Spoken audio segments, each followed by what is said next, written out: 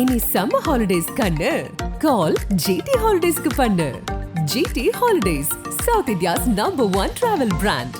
பெர்டின், ராயன் பெர்டின் அப்படின்னு சொல்லி ஒரு படுறாரு. அதில் வந்துட்டு உங்கள் கட்சியை சார்ந்த சையீத் அலி அப்படிங்கிறவருடைய பேர் இடம் பெறுது. கட்சியில் முன்னாடி இருந்தார், இப்போ இல்லை. அவர் பிஸ்னஸ்மேன், அவர் ரியல் எஸ்டேட்லாம் பண்ணுற பிஸ்னஸ்மேன். அப்போ இந்நிலையில் தான் அவரை வெட்டிட்டாங்க. அவர் மருத்துவமனையில் சேர்க்குறாங்க. மருத்துவமனையிலேருந்து அவர் புகார் கொடுக்குறாரு காவல் நிலையத்துக்கு. அதில் முல்லான் சையத் அலின்னு ஒரு பேர் வந்த உடனே என்ன ஆகுது, போலீஸுக்கு சொல்ல வேண்டாம், உடனே என்ன பண்ணிட்டாங்க, முல்லான் சையத் அலியை அந்த வழக்கில் சேர்த்துட்டாங்க. உங்கள் கட்சி பேரை பயன்படுத்தித்தான் முல்லான் சையீத் அலி வந்துட்டு நிறைய இடங்களில் வந்துட்டு இந்த ஒரு வளர்ச்சியை அடைஞ்சிருக்காருங்கிற ஒரு பேச்சும் இருக்குது. அவர் என் அமைப்பில் இணைஞ்சு தான் அவர் இப்படியெல்லாம் சம்பாதிச்சேன்னு சொன்னோன்னா அது நம்ம நாக்கு அழிவிடும். இது போன்ற பிளாக்மெயிலர்களுக்கு ஏதாவது ஒரு இடத்தையோ இல்லை ஏதோ ஒரு விஷயத்தை பிளாக்மெயில் பண்ணாங்கன்னா அதுக்கு சட்ட ரீதியாக நம்ம எதிர்கொள்றது வழி இருக்குது. அதுக்கு இந்த வன்முறை தான் தீர்வுன்றது சரியானது இல்லை. அது 100% யார் செஞ்சிருந்தாலும் தப்பு தான். ஆனால் ஒரு சில பேர் சொல்கிறாங்க, ரொம்ப சின்னதாக ஆரம்பித்த ஒரு மனிதர் வந்துட்டு இன்றைக்கி எங்கேயோ போயிட்டார் ரியல் எஸ்டேட்டில் அப்படின்னு. பில்டிங் இடிக்க வைப்பேன். அதுக்கப்புறம் வெவ்வேறு நபர்கள் மூலயமா சம்மந்தப்பட்ட நபர்கிட்ட அன்றைக்கி பேரம் பேசுறது. அந்த பேரத்துக்கு பணி இல்லைன்னு சொன்னால் அப்போது அவனை பழி வாங்குறது, அவங்களுக்கு ஒரு விதமான நெருக்குதல் கொடுத்து அது வெவ்வேறு ஆட்கள் மூலிமா காசு பறிக்கிறது. அப்போது எந்த அதிகாரி இப்போ விடுங்கப்பா இதெல்லாம் என்னப்பா நீங்கள் கம்ப்ளைண்ட்டாக கொடுக்குறீங்கன்னு சொன்னால் அந்த அதிகாரி மீதே ஆர்டிஐ போகிறோம், அந்த அதிகாரி மீதே வழக்கு போகிறோம். இவர் லஞ்சம் வாங்கிட்டு இந்த மாதிரி அனுமதி கொடுத்துருக்காரு. இது பேர் சமூக ஆர்வலரோ இல்லை சமூகத்துக்காக போராடுறாலாம் கிடையாது. ஒரு என்ன சொல்றது, இது ஒரு த்ரெட்டனிங் கேம்பிளிங் மாதிரியே தான் நடக்கும். ஒரு அயோக்கியத்தனம். ஏற்கனவே கைதும் செய்யப்பட்டு வேற ஒரு விஷயத்துக்காக கைதும் செய்யப்பட்டு. அது என்ன விஷயம்? அது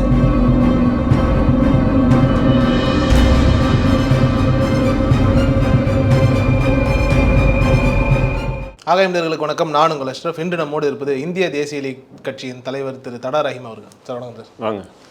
சார், இப்போது இந்த பெர்டின், ராயன் பெர்டின் அப்படின்னு சொல்லி ஒருத்தர் படுறாரு. அதில் வந்துட்டு உங்கள் கட்சியை சார்ந்த சையீத் அலி அப்படிங்கிறவருடைய பேர் இடம் பெறுது. கரெக்டாக முல்லான் சையீத் அலியினுடைய பேர் இடம் பெறுது. 2 பேருக்குள்ளே என்ன பிரச்சனை? இல்லை, எங் கட்சிக்காரர் இல்லை முல்லான் சையீத். கட்சியில் முன்னாடி இருந்தார், இப்போ இல்லை. அவர் தனியாக தான் இருக்கார். சம்பவத்துக்கு அப்புறம் நீக்கப்பட்டாரா இல்லை முன்னாடியே? இல்லை, அது 3 வருஷத்துக்கு முன்னாடியே வேலை. பழைய கதை. ஓகே. நீங்கள் இப்போ இதை எடுத்துன்னு ஜாயின் பண்ணி என்னையை கோத்து விடாதீங்க. அதில் 3 வருஷத்துக்கு முன்னாடியே விலகிட்டார். என்னன்னு சொன்னீங்கன்னா, நம்ம தொடர்ந்து உங்களுக்கு தெரியும், அது ஆளுங்கட்சிக்கு எதிராக சமூக பிரச்சனைகளை எதிர்த்து நம்ம போராட்டியிருக்கோம். அவர் ஒரு பிஸ்னஸ்மேன், அவர் ரியல் எஸ்டேட்டெல்லாம் பண்ணுற பிஸ்னஸ்மேன். அது அவருக்கு இடைஞ்சலாக இருக்குது. நம்முடைய அந்த அரசியல் முல்லான் சையத் அலிக்கு இடைஞ்சலாக இருக்குது. அதனால் அவர் விலகிட்டார். நம்மளும் சரின்னு சொல்லி விட்டாச்சு. ஆனால் இப்போது இந்த ராயன் பெர்டின் என்ற இந்த சமூக சேவகர், இவரை பற்றி 2 விதமான தகவலும் வருது. இவர் அரசு விதிமுறைக்கு மீறி கட்டப்பட்ட கட்டிடங்களாக இருக்கட்டும், அல்லது அரசு அதிகாரி விதிமுறைக்கு மீறி லஞ்சம் வாங்குறதா இருக்கட்டும், அல்லது மற்ற பல விஷயங்களுக்கெல்லாம் இவர் நீதிமன்றம் மூலியமாகவும் ஆர்டிஐ மூலியமாகவும் தகவல் அறிஞ்சு அவங்களுக்கு எதிராக போராடக்கூடிய ஒரு நபர் மாதிரின்னு சொல்லி சில பேர் சொல்லிக்கிறாங்க. அதேமாரி இன்னொரு பக்கம், இவருடைய இன்னொரு பக்கமும் என்ன சொல்லிக்கிறாங்கன்னு சொன்னீங்கன்னா, இவர் இது போல் விதிமுறைக்கு மீறி கட்டக்கூடிய கட்டிடங்கள், விதிமுறைக்கு மீறி நடக்கக்கூடிய அதிகாரிகளை பற்றியெல்லாம் இவர் ஃபஸ்ட்டு இவருடைய வழக்கறிஞர் மூலிமா கேஸ் போடுறது.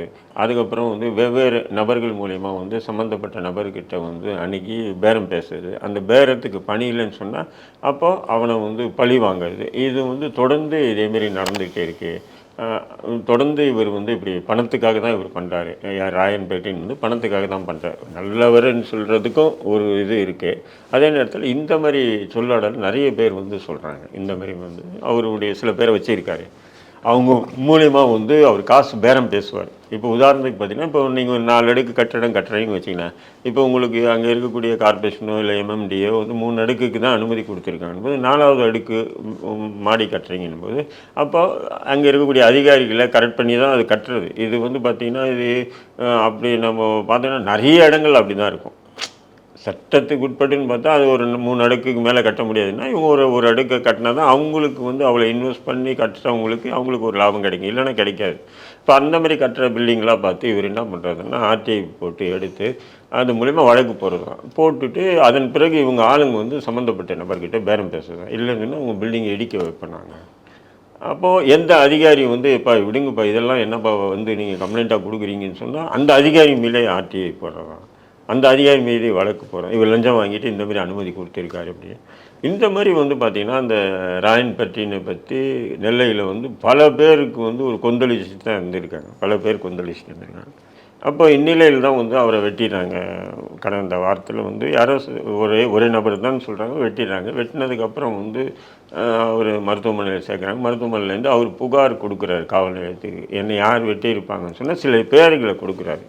அவர் யார் யாருக்கு எதிராக வழக்கு போட்டிருக்காரு, யார் யாருக்கு எதிராக வந்து அவர் பேசியிருக்காரு, அதெல்லாம் வந்து புகாராக கொடுக்கும்போது அதில் முல்லான் சையத் அலின்னு ஒரு பேர் வந்த உடனே என்ன ஆகுது, போலீஸுக்கு சொல்ல வேண்டாம், சக்கரை பொங்கல் சாப்பிட்டா மாதிரி உடனே என்ன பண்ணிட்டாங்க, முல்லான் சையத் அலியை அந்த வழக்கில் சேர்த்துட்டாங்க. என்ன காரணம்? சக்கரை பொங்கல் சாப்பிட்ற அளவுக்கு இந்த பேரில் அப்படி என்ன இருக்குது? இல்லை, பேரில் ஒன்றும் இல்லை. அவர் கடந்த காலமாக வந்து ஒரு போராளியாக இருந்திருக்காரு.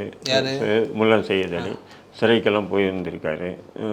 சமூக பிரச்சனைகளில் தொடர்ந்து இறங்கி போராடி எல்லாம் நிறைய போராட்டங்கள்லாம் கலந்துருக்காரு, போராடி இருக்கார். அவரும் பல ஆண்டுகள் சிறையில் இருந்திருக்காரு. எங்களை போன்று பல ஆண்டுகள் ஒரு 7-8 ஆண்டு சிறையில் இருந்திருக்காரு. அதன் பிறகு வெளியே வந்து இப்போ முழுக்க ஒதுங்கி இப்போ வந்து முழுக்க வியாபாரியாக அவர் ஒரு ரியல் எஸ்டேட்காரராக மாறி இருக்காருன்னு போது அப்போ காவல்துறை இந்தமாரி இப்போ எங்களை போன்ற நபர்களை வந்து ஒரு கண்காணிச்சுக்கிட்டே தான் இருப்பாங்க. இதெல்லாம் மாட்டினான்னு சொன்னால் தூக்கி அதில் போட்டுருவேன். அப்போது இந்த லிஸ்ட்டில் இவன் கொடுக்கும்போது அப்போ இவர் தான் இருப்பார், இவர் தான் ஆளை வச்சு இப்படி பண்ணியிருப்பார் அப்படின்னு சொல்லிட்டு அந்த நேரத்தில் இவர் வந்து சென்னையில் இருந்திருக்காரு. அதனால் வந்து நீ தான் வந்து பையனை யாரையோ ஆளை வச்சு பண்ணிட்ட அப்படின்னு சொல்லி கைது பண்ணாங்க. கைது பண்ணும்போது நான் சம்மந்தப்பட்ட அதிகாரியை தொடர்பு கொண்டு நான் கூட பேசினேன். முன்னாள் நிர்வாகின்றதை விட நல்ல நட்பு இருக்குது இல்லையா, நண்பர். பேசும்போது அப்போ அவர் என்ன பண்ணார், இல்லை அவர் தொடர்பு இருக்குதுன்னு தான் காவல்துறை. சரி, தவறு சார், கைது பண்ணாங்க. சரி, அதை கோர்ட்டாச்சு அவங்க ஆச்சு பார்த்துக்க போகிறாங்க. அதுக்கு நடுப்புற குண்டர் சட்டம் வேறு போட்டாங்க. தடுப்பு காவலிங்கிற குண்டர் சட்டம் வேறு போட்டாங்க. நான் என்ன சொல்கிறேன்னா, காவல்துறைக்கு இது போன்ற சமூக சேவகர்ன்ட்டு அங்கங்கே நிறைய பேர் இருக்காங்க. அவங்கள வந்து கண்காணிக்கிறது காவல்துறையில் ஒரு விங்கு கண்காணிக்கணும். ஏன்னு சொன்னால் நான் வந்து சமூக சேவகர்கள்னால் 2 விதமாக நம்ம முதல் வந்துட்டு எனக்கு சமூக சேவகர்னா யார்? சமூகத்தின் மேலே அக்கறை இருக்கிற ஆட்கள்னு நான் புரிஞ்சிருக்கேன். ஆனால் உங்களுடைய பார்வையில் சமூக சேவகர் இல்லை, சமூக சேவகர் வந்து 3 விதமாக இருக்காங்க. ஒரு விதம் வந்து பார்த்திங்கன்னா சமூக சேவகர்கள்ன்ட்டு இப்போ பார்த்திங்கன்னா இப்போ தெருவில் கூட 2-3 பேர் இருப்பாங்க சமூக சேவகர். அவங்க வந்து அங்கே கரண்ட் வரலையா, அல்லது அந்த கார்பரேஷனில் இது அடைச்சிருக்கா, ட்ரெயின் அடிச்சிருக்கா, அல்லது அங்கே இருக்கக்கூடிய முதியோர்கள் அல்லது விதவைகளுக்கு இந்த பென்ஷன் எதுனா கிடைக்கலையா, இல்லை வங்கி இந்த மாதிரி வந்து பார்த்திங்கன்னா எத்தனை இளைஞர்கள் வந்து அங்கங்கே வந்து சமூக சேவை செஞ்சுட்டே இருக்காங்க. இப்போ அவங்க மீதெல்லாம் நம்ம எந்த குற்றம், அவங்க எந்த ஒரு எதிர்பார்ப்பும் இல்லாமல் உண்மையான ஒரு தன்னலத்தோடு நல்ல ஒரு இதோட செயல்படக்கூடிய சமூக சேவர்கள் நிறைய பேர் இருக்காங்க. அந்தமாரி அடுத்த கட்டம் பார்த்தீங்கன்னு சொன்னால் ஒரு குரூப் இருக்குது. அந்த குரூப்பு பார்த்தீங்கன்னு சொன்னீங்கன்னா இது போல் கட்டிடங்கள் யாருனா கட்டுறாங்களா, பில்டிங் யாருனா கட்டுறாங்களா, போர். இப்போ உதாரணம் இப்போ சென்னை போன்ற நகரங்களும் உங்களுக்கு நல்லாவே தெரியும். போர் வந்து பார்த்திங்கன்னா தெருக்குள்ளே போட்டு தான் உள்ளே எடுத்துகிட்டு போவாங்க. அந்த மாதிரி பார்த்து அது ஃபோட்டோ பிடிச்சி பாருங்கள், போர் வந்து வீட்டுக்குள்ளே போடாமல் வெளியே போட்டு எடுத்துகிட்டு போகிறாங்க தண்ணி அப்படி ஒரு பெட்டிஷன் ஒரு ஆர்டிஐ மூலிமா வாங்கி ஒரு அப்படி இல்லைன்னா கூட்டும்போது அப்போ அவங்களுக்கு ஒரு விதமான நெருக்குதல் கொடுத்து அது வெவ்வேறு ஆட்கள் மூலிமா காசு பறிக்குது. அப்போ இதுக்கு பேர் சமூக ஆர்வலரோ இல்லை சமூகத்துக்காக போராடுறாலாம் கிடையாது.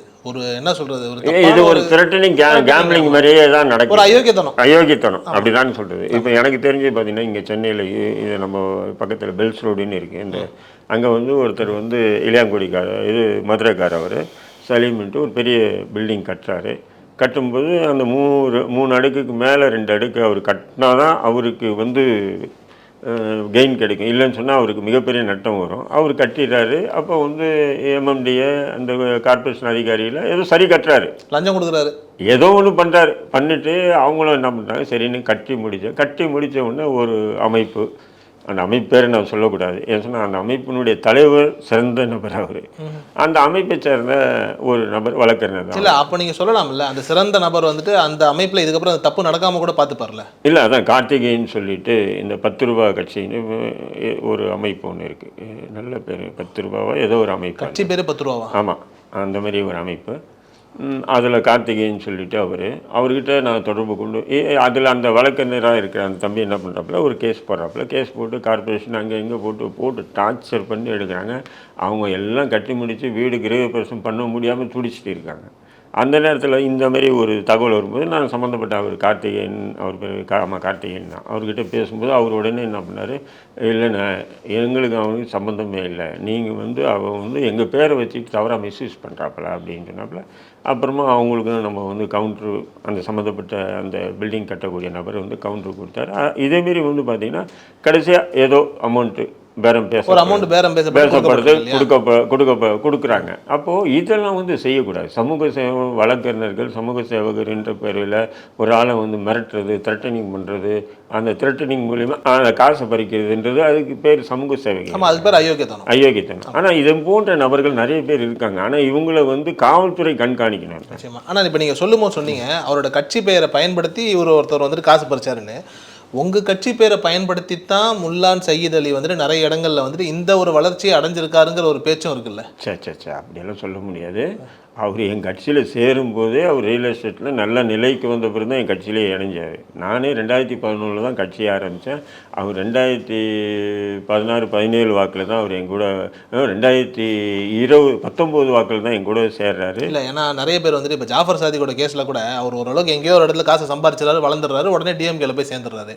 அந்த மாதிரி ஏதோ ஒரு விதத்தில் காசு சம்பாதிக்கிறவங்க ஒரு கட்சியை நாடி போகிறாங்கன்ற மாதிரி உங்களை வச்சு சம்பாதிக்கலன்னா கூட அதுக்கப்புறம் உங்கள் கட்சியில் வந்து சேர்ந்துருக்கலாம்ல. இல்லை அவர் 2018 என்னை ஒரு குண்டர் சட்டத்தில் என்னை கைது பண்ணுறாங்க. கைது பண்ணிவிட்டு காவல்துறை ஒட்டுமொத்தம் என்னுடைய அமைப்பே வந்து முடிக்கணுன்ற நிலையில் ஒட்டுமொத்த இந்திய தேசிய கட்சியுடைய மாநில நிர்வாகத்தையெல்லாம் கலைச்சி விடுது உளவுத்துறை. அதன் பிறகு நான் வெளியே வரேன். 2019 லாஸ்ட்டில் தான் அவர் வந்து நீங்கள் மனம் தளராதிங்க, நீங்கள் தொடர்ந்து இந்த சமூக பணியை செஞ்சுட்டு வரீங்க, அதனால் உளவுத்துறை காவல்துறை உங்களை வந்து ஒடுக்கிறதுக்காக இந்த திட்டமிடல் பண்ணியிருக்கு, அதனால் நீங்கள் கவலைப்படாதீங்க, நாங்கள்லாம் இருக்கோம்னு சொல்லிட்டு அப்போ தான் இணைஞ்சு ஒரு 2 வருஷம் 3 வருஷம் இருந்தார். அவர் 2 வருஷம் ஏதோ இருந்தார்.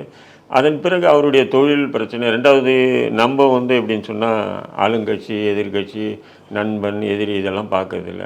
தவறு யார் செஞ்சாலும் அவங்கள கண்டிக்குது, எதிர்க்குது. தொடர்ந்து இது நம்ம வந்து பாபா காலத்துலேருந்து நான் இன்னதிலையும் நடந்துட்டு வரக்கூடிய ஒரு விஷயம். இதில் வந்து அவங்க வியாபாரிகளுக்கு அதெல்லாம் கொஞ்சம் பாதிப்புகள் ஏற்படுறது. அப்போ வந்து அந்த காரணத்துக்காக வந்து கொஞ்சம் ஒதுங்குறேன் அப்படின்னு சொன்னேன். சரிங்கன்னு சொல்லிட்டு அவர் ஒதுங்கிட்டார். அவ்வளோதானே தவிர அவர் என் அமைப்பில் இணைஞ்சு தான் அவர் இப்படியெல்லாம் சம்பாதிச்சேன்னு சொன்னோன்னா அது நம்ம நாக்கு அழிவிடும். அதெல்லாம் போய் சொல்லக்கூடாது. சில பேர் சொல்லிக்குவாங்க. ரொம்ப சின்னதாக ஆரம்பித்த ஒரு மனிதர் வந்துட்டு இன்றைக்கி எங்கேயோ போயிட்டார் ரியல் எஸ்டேட்டில் அப்படின்னு. இது எப்படி மனிதனுக்கு லக்குன்னு ஒன்று இருக்குங்க. அது அவங்க செய்யக்கூடிய அந்த பணியில் ஆழமாக அழுத்தமாக தொடர்ந்து பண்ணாங்கன்னு சொன்னால் அது ஏதோ ஒரு இடம் வாங்குவாங்க, அந்த இடம் வந்து மண்ணுன்னு நினச்சி வாங்குவாங்க, அது மாணிக்கமாக இருந்ததுன்னா அவங்களுக்கு ரியல் எஸ்டேட் பொறுத்தவரையும் அப்படி தானே. அப்போ அதேமாரி அவர் வந்து அப்படி கஷ்டப்பட்டு வந்தவர் தான். எடுத்தோன்னே அவர் பல கோடி இதெல்லாம் இப்போட வந்து பல கோடி அதிபதினு எல்லாம் சொல்ல முடியாது. ஏதோ பண்ணுறாரு, ரியல் எஸ்டேட் பண்ணுறாரு. அதுக்குன்னு சொல்லிட்டு பல கோடி அதெல்லாம் கோடி கணக்கிலான நபரெல்லாம் அவர் இல்லை. ஆனால் இருந்தாலும் வந்துட்டு ஒரு திருநெல்வேலி மாவட்டத்தில் வந்துட்டு லட்சங்கள் இல்லை சில கோடிகள் அப்படின்னா கூட அது வந்துட்டு அந்த ஊருக்கு அது பெரிய ஒரு விஷயமா தானே இருக்கும். இல்லை ஒரு சாதாரணமான ஒரு நபர் தான். நீங்கள் பழகுனா சொல்லுவீங்க, சாதாரணமான நபர் தான். அதிர்ந்து கூட பேச மாட்டாப்புல யாருக்கிட்டையும். ஒரு நல்ல மனிதாபியம் மிக்க ஒரு நபர் தான் முல்லாம் செய்யும். ஆனால் அவர் மேலே டக்குன்னு அரசாங்கம் வந்துட்டு குண்டர் சட்டத்தை போடுமா? இப்போ சவுக்கு மேலே போடுதுன்னா நமக்கு ஏற்கனவே ஏகப்பட்ட விஷயங்கள் தெரியும், போடுது.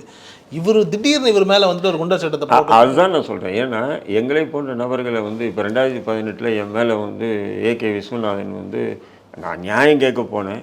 உடனே என்னை அந்த வழக்கிலே நியாயம் கேட்க போன அந்த வழக்கிலே என்னை கைது பண்ணி என்னையே 2018 குண்டர் சட்டத்தில் அடைச்சார். 6 மாதம் நான் உள்ளே இருந்தேன். ஏகே விஸ்வநாதன் கமிஷனராக இருந்தார்.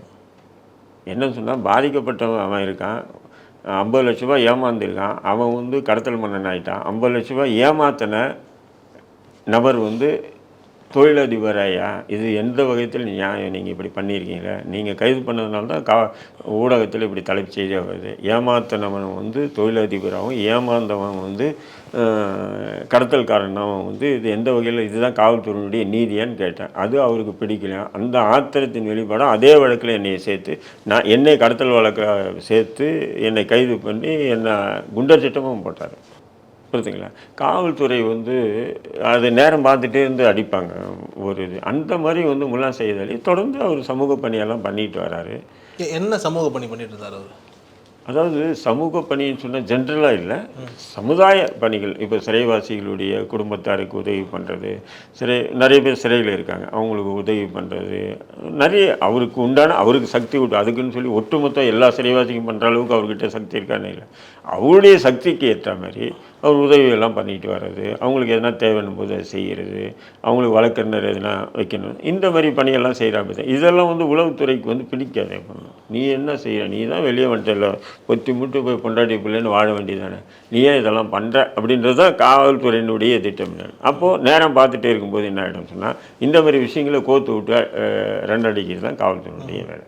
ஆனால் இவரை பற்றி கேட்கும்போது ஒரு சில பேர் எப்படி சொல்கிறாங்க அப்படின்னா, ஒரு நல்ல இடம் ஒன்று இருக்கும், ஒரு காலியான இடம், அந்த இடத்துல வந்துட்டு யாராவது ஒருத்தர் உரிமையாளர் ஒருத்தர் வாங்கி வச்சிருப்பாருன்னு வச்சுக்கோங்களேன், டக்குன்னு போய் அந்த இடத்துல போய் போர்டை போட்டுறது, போர்டை போட்டு இது ஏன் இடம்னு சொல்கிறது, இல்லை யாராவது ஒரு ஆளை வச்சு அந்த மாதிரி போர்டை வச்சு இது ஏன் இடம்னு சொல்ல வச்சு அதை வந்துட்டு பஞ்சாயத்து பண்ணுறதுக்காக, ஒரு கட்ட பஞ்சாயத்து பண்ணுறதுக்காக ஒருத்தர் வர வேண்டியது, பண்ணி கொடுத்துட்றேன், எனக்கு ஒரு 10% கொடுங்க, 15% கொடுங்கன்னு சொல்லி கேட்டு வாங்கி தான் இவ்வளோ பெருசாக வந்துட்டாருன்ற மாதிரி எல்லாம் சொல்கிறாங்களே, அது உண்மையாக? இல்லை, அப்படி எதுனா இருந்ததுன்னா காவல்துறை விடாது. ஏன்னா காவல்துறைக்கு அரசுக்கு சாதகமாக இருக்கக்கூடிய நபர் தான் நீங்கள் சொல்கிற மாதிரி வேலையெல்லாம் செய்ய முடியும். காவல்துறை கையில் போட்டுக்கணும், அரசு நம்முடைய கையில் இருக்கணும். அப்படி இருந்தால் தான் நீங்கள் சொல்லக்கூடிய வேலைகளெல்லாம் செய்ய முடியுமே தவிர, இன்றைக்கி வந்து பொதுவாக யாரோ ஒருத்தவங்க போய் உட்காந்துக்கிட்டு ஒரு இடம் காலி இடத்துல உட்காந்துட்டு அங்கே வந்து வா என்கிட்ட வா, நான் கட்ட பஞ்சாயத்து பண்ணிக்கிறேன், பேசிக்கிறேன், எவனை வந்தாலும் விரட்டலான்னு சொல்கிற அளவுக்கு வந்து காவல்துறை யாருமே வளர விடாது. அதாவது காவல்துறைக்கு இணக்கமாக இருக்கவங்கள தான் வளர விடும். காவல்துறை ஆளுங்க சில பேர் வச்சுருப்பாங்க, அரசுக்கு சாதகமான நபர்கள். இப்போ திமுக இருக்குன்னா திமுகவுக்கு சாதகமான நபர்கள் காவல்துறையை கையில் வச்சுக்கிட்டு அவங்க இந்தமாரி வேலையை செய்யலாமே தவிர, முல்லான் சையத் அலி மாரி ஆளோ என்ன மாரி ஆட்களையோ அந்த மாதிரி காவல்துறை அனுமதிக்காது. நம்மக்கிட்ட காசு வந்துன்னா இவங்க உடனே சிறைவாசிகளுக்கு உதவி பண்ணுவானுங்க, அதுக்கு உதவி பண்ணுவானுங்க, இதுக்கு உதவி பண்ணுவானுங்கன்றது தான் பார்ப்பாங்களே தவிர மற்றபடி பார்க்க மாட்டாங்க. அது வந்து அதாவது ஒரு நபர் ரியல் எஸ்டேட் பண்ணுறாப்புல ஏதோ ஒரு ஸ்டேட்டஸுக்கு வந்திருக்காப்புலன்னும் போது அந்த ஊரில் சில எதிர்ப்புகள் வரதானே செய்யும். என்னடா பண்ணிட்டு இப்படி வந்துட்டானே வளர்ந்துட்டானே அப்படின்போது அந்த கோபத்தில் சில பேர் சொல்லாமே தவிர, அதெல்லாம் ஒன்ஸ் அப்போ அந்த டைம் காலி இடத்துல போய் கொட்டா போட்டு உக்காந்துட்டு டபுள் டாக்குமெண்ட் போட்டு, இன்றைக்கெல்லாம் டபுள் டாக்குமெண்ட்டு கொட்டா போட்டு உக்காந்தாவோ இல்லை வா நான் கட்ட பஞ்சாயத்து பண்ணுறேன்னு சொன்னாலும் போலீஸ் கூட்டி போய் லட்டிச்சா டப்பா கழிச்சிடான். காவல்துறை தான் உண்மையான இன்றைக்கி பெரிய ரவுடியாக இருக்கான். என்ன புதுசாக சொல்கிறீங்க? காவல்துறை வந்து ரவுடியாக இருக்குன்னு சொன்னால் அது எப்படி நம்ம எடுத்துக்க முடியும்? காவல்துறை மீறி யாரும் செய்ய முடியாதுன்ற ரவுடிசம். அப்போ காவல்துறை ரவுடிசம் செய்துன்னு தானே சொல்கிறீங்க நீங்கள்? என்னை வாயில் பிடுங்க வைக்கிறீங்க. காவல்துறை ரவுடி தான் சொல்லணும் அப்படின்னு. இல்லை, நீங்கள் அதை தான் சொன்னீங்க. நீங்கள் காவல்துறை ரவுடிசம் செய்து வந்து இந்த மாதிரி வேலையெல்லாம் காவல்துறை தான் செய்யும். ஆனால் காவல்துறை ரவுடிசம் செய்துங்கிறீங்க, அப்படி தானே? காவல்துறை அந்த மாதிரி வேலை செய்யுது, ரவுடிசம் செஞ்சுட்டு இந்த வேலையை இன்னைக்கு காவல்துறை செய்யுது. நீங்க அதை எப்படி வேணா வச்சுங்க, அந்த வேலைங்கிறது என்ன? அதான் சொல்றேன், நீங்க எப்படி வேணா வச்சுங்க. அதுக்குன்னு ஒட்டுமொத்த காவல்துறையை நம்ம சொல்ல முடியாது. சில இன்ஸ்பெக்டர்கள் இந்த வேலையை வந்து செய்கிறான், போயிட்டு அவங்களுக்கு உண்டான தொகையை வாங்கிக்கிறது, நீ பார்த்துக்க நான் பார்த்துக்கிறேன் அப்படின்னு சொல்கிறது, சட்டத்துக்கு மீறி கேஸ் போடாமல் வருது, அதெல்லாம் வந்து பண்ணுறாங்க. அதுக்குன்னு சொல்லி ஒட்டுமொத்த இன்ஸ்பெக்டர் அப்படி தான், ஒட்டுமொத்த காவல்துறை அப்படி தான் சொல்ல முடியாது, இருக்க முடியாது. சில பேர் இருப்பாங்க. ஆமாம், பட் ஆனால் இவரும் வந்துட்டு இப்போ சைதலையும் வந்துட்டு ஜெயிலுக்கு போயிட்டு வந்திருக்காரு. அவருக்கும் சில காவல்துறை நண்பர்கள் இருக்கலாம், சரி அவங்கள கையில் போட்டுக்கிட்டு இந்த மாதிரியான விஷயங்களை பண்ணலாம் அப்படின்னு சொல்லி பண்ணியிருக்கலாம். அதில் வந்துட்டு ராயனோட ஒரு சின்ன பகை வந்து ஏதாவது ஒரு சச்சரவு சண்டை அப்படி கூட வந்திருக்கலாம்ல.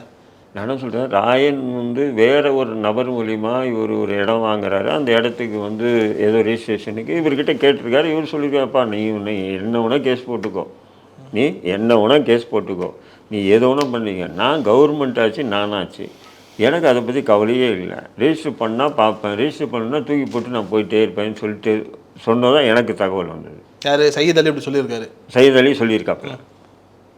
இவ்வளோ தன்மையாக பேசக்கூடியவர் தானே அவர்? என்ன கொடுமையான நபர் மாரி உங்களுக்கு யாரும் தவறாக இன்ஸ்ட்ரூட் பண்ணிட்டு? இல்லை, நான் கேட்குறேன், இல்லை எனக்கு தெரியல, நான் கேட்குறேன். இவ்வளோ தன்மையாக பேசக்கூடிய மனிதர் தான். தன்மையான நபர் தான், மெதுவாக பேசுவாப்புல, தன்மையான நபர் தான். ரொம்ப ரஃபுக்கு சும்மா 50-60 பேரை கூட்டிகிட்டு படைப்பட்டாளத்தோடு போகக்கூடிய நபரும் இல்லை. ஆனால் அந்த ஊரில் கொஞ்சம் மரியாதைக்குரிய எல்லாமே மதிப்பாங்க கொஞ்சம் பேர். இல்லை, பணம் இருக்கிறவங்களும் எல்லாருமே மதிக்கிறாங்க. இப்போ சமீப காலமாக அப்படி தான் இருக்குது. பணம் இருக்காங்கன்றதை விட இப்போ எங்கிட்டலாம் பணம் இல்லை, என்னையும் ஒரு சமூகம் மதிக்கிறது இல்லை. என்கிட்ட எந்த பணமும் இல்லையே, வாடகை வீட்டில் தான் இருக்கேன். அப்படி தான் சொல்கிறீங்க? வாடகை வீட்டில் தான் இருக்கேன், செக் பண்ணுமா? அதனால் சமூகத்தில் சில நல்ல காரியங்கள் செய்யும்போது அந்த சமூகம் அவங்களுக்கு மதிக்கும். இதுதான் யதார்த்தம். ஓகே, சரி. இப்போ ராயன் வந்துட்டு இவரை சொல்றதுக்கான முக்கியமான காரணம் என்ன? இவரை குறிப்பாக குறிப்பிடுறாரு இல்லையா? இல்லை, அப்படி இவர் என்ன அதான் அதுதான் கேள்வி. ஏன்னா இவரை மட்டும் ராயன் குறிப்பிடல, ஒரு லிஸ்ட்டே கொடுக்குறாரு. லிஸ்ட்டில் வந்து இவர் பேர் இருந்தவுடனே காவல்துறைக்கு அதான் சொன்னேன் முதல்ல சக்கரை பொங்கல் சாப்பிட்ட மாதிரி, ஏற்கனவே காவல்துறை ஏதாவது இவன் மாட்டுவானா அவனை தூக்கி உள்ளே போடுமா அப்படின்னு சொல்லி ஏற்கனவே 110 போகிறதுக்கு உண்டான இது போட்டாங்க. இவர் என்ன பண்ணுறாரு, ஹைகோர்ட்டில் போட்டு ஹைகோர்ட் மூலிமா 110 இதுவோ கேன்சல் பண்ணாப்புல. புரியுதுங்களா? 110 கேன்சல் பண்ணாமல். அப்போ எது இருந்தாலும் சிக்கலில் மாட்டாமல் இருக்கானே, எதுனா ஒன்று மாட்ட வைக்கணும்னு பார்த்துருக்கேன். அப்போ இதில் வந்து பேர் இருந்தால் போதும் இல்லையா? அது உண்மையிலே அங்கே அவர் ராயன் பெர்டினுக்கு வந்து நிறைய எதிரிகள் இருந்திருக்காங்க நெல்லையில். எனக்கு தெரிஞ்சு நான் கேள்விப்பட்டதில் நிறைய பேர் எதிரிகள் இருந்திருக்காங்க. அதில் யாராவது ஒரு நபர் இருக்கலாம் மேபி.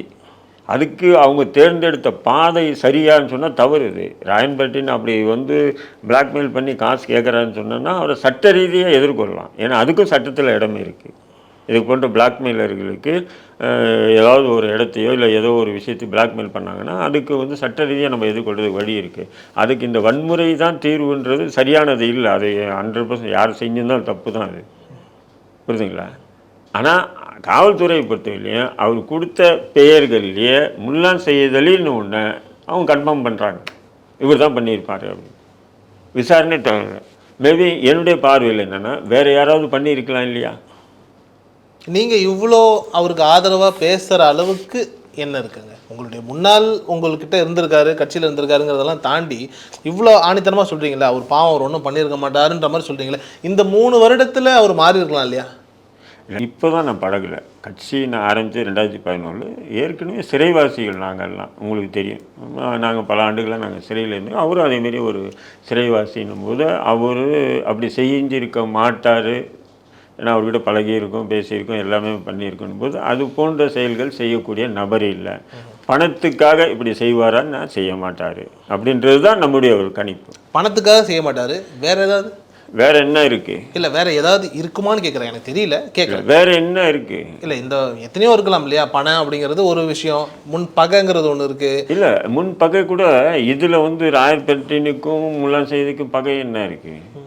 இவர் இதேமாரி பெட்டிஷன் போட்டிருக்காரு. அதேமாரி முல்லான் சயீத் அலி ஒரு இடம் வாங்கி அதை ரெஜிஸ்டர் பண்ணும்போது இவர் பிரச்சனை பண்ணியிருக்காரு, அதுவும் உண்மை. ராயல் பெர்டின் பண்ணியிருக்காப்புல. இப்போ அதில் தான் இவர் கேஸ் ஸ்ட்ராங் ஆகுது.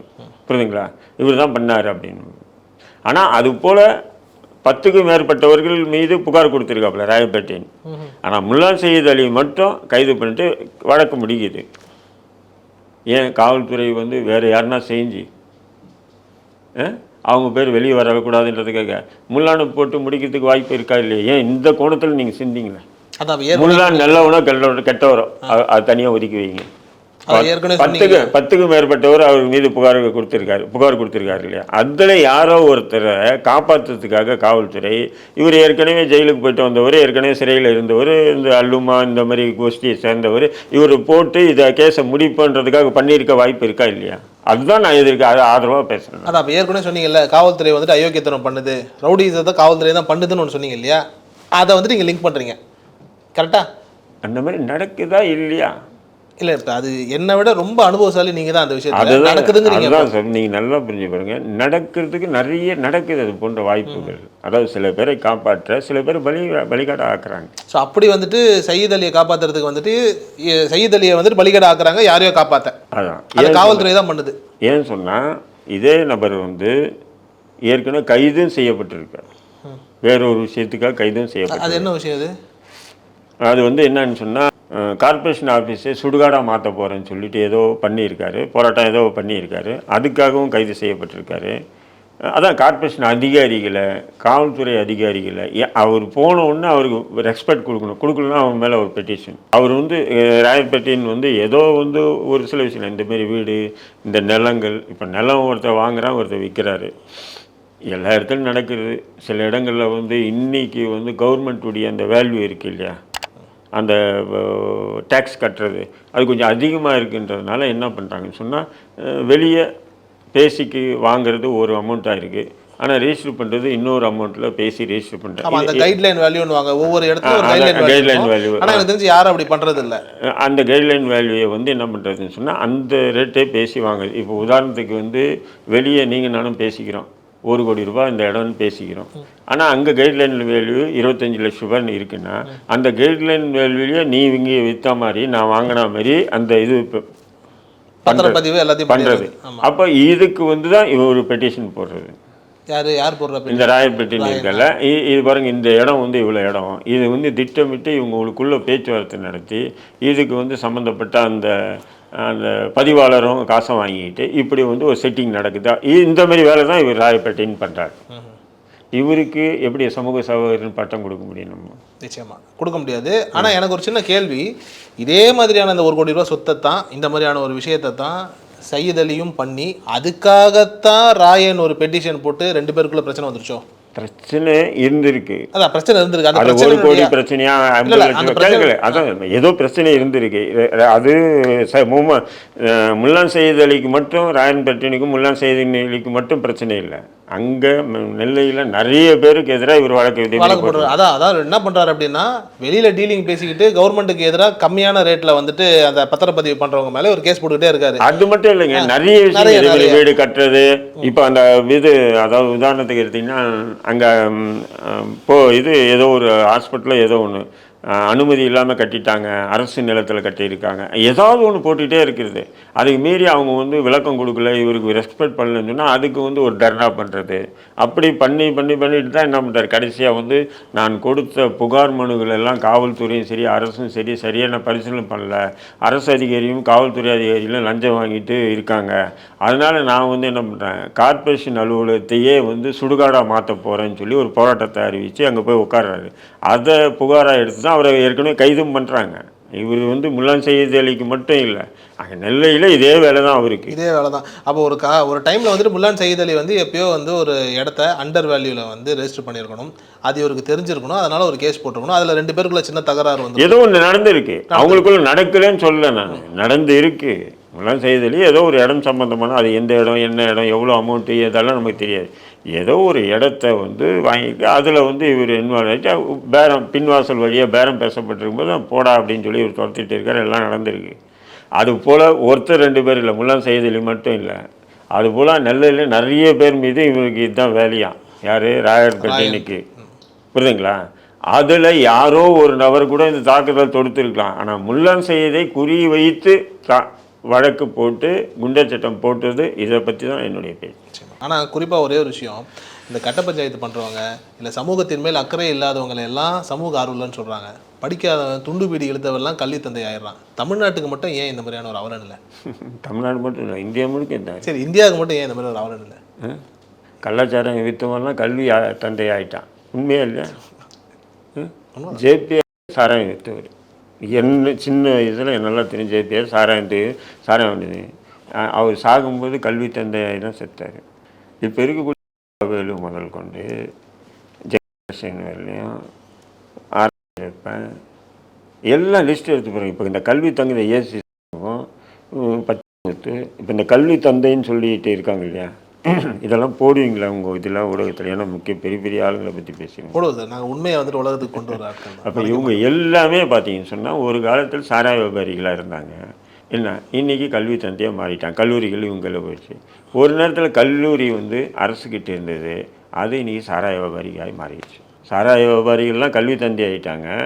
அரசு நடத்திட்டு இருந்த தனியார் நடத்திட்டு இருந்த சாராய வியாபாரிகள்லாம் அரசு நடத்துது.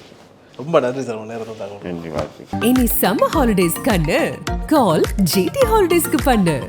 GT holidays, south India's number 1 travel brand.